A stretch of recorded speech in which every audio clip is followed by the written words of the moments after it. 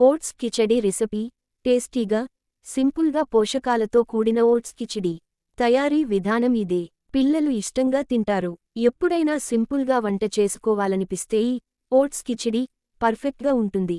సమయం ఎక్కువ లేనప్పుడు కూడా ఇది చేసుకుంటే త్వరగా అవుతుంది. మెత్తగా ఉండటంతో పిల్లలు కూడా దీన్ని ఇష్టంగా తింటారు. టేస్ట్ బాగుండటంతో పాటు పోషకాలు కూడా ఎక్కువగా ఉంటాయి. దీంతో ఆరోగ్యానికి కూడా మేలు జరుగుతుంది. సులువుగా జీర్ణం కూడా అవుతుంది. ఈ ఓట్స్ కిచిడీని ఎలా చేసుకోవాలో ఇక్కడ చూడండి. ఓట్స్ కిచిడీకి కావాల్సిన పదార్థాలు: అర కప్పు ఓట్స్, పావు కప్పు పెసరపప్పు, అర కప్పు కూరగాయల ముక్కలు, బీన్స్, బంగాళదుంప, క్యారెట్ సహా అందుబాటులో ఉన్నవి. ఓ ఉల్లిపాయ తరగాలి, కొన్ని పచ్చి బఠానీలు, అర టీ స్పూన్ జీలకర్ర, అర టీ స్పూన్ ఆవాలు, 2 పచ్చిమిర్చి సన్నగా తరగాలి, ఓ టేబుల్ స్పూన్ అల్లం, 2 కప్ల నీరు, ఓ టేబుల్ స్పూన్ నీరు లేదా నెయ్యి, ఉప్పు తగినంత, కాస్త కొత్తిమీర. ఓట్స్ కిచిడి తయారు చేసుకునే విధానం: ముందుగా పెసరపప్పు బాగా కడగాలి.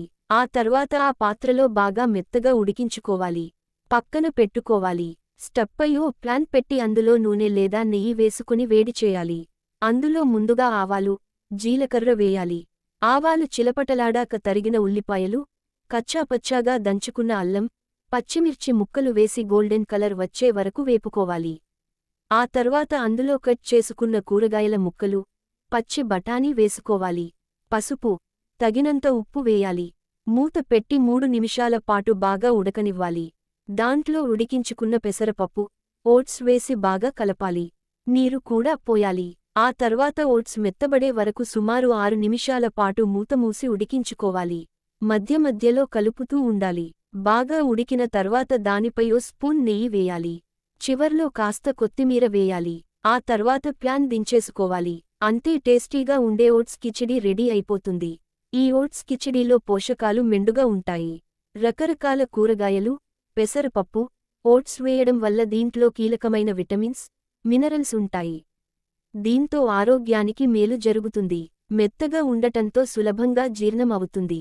కలర్ఫుల్గా, మెత్తగా ఉండటంతో పిల్లలు కూడా ఇష్టంగా తింటారు. పిల్లలకు పోషకాహారం అందించేందుకు ఇది కూడా ఓ బెస్ట్ మార్గం. ఈ వంటకాన్ని పావు గంటలోనే వండుకోవచ్చు.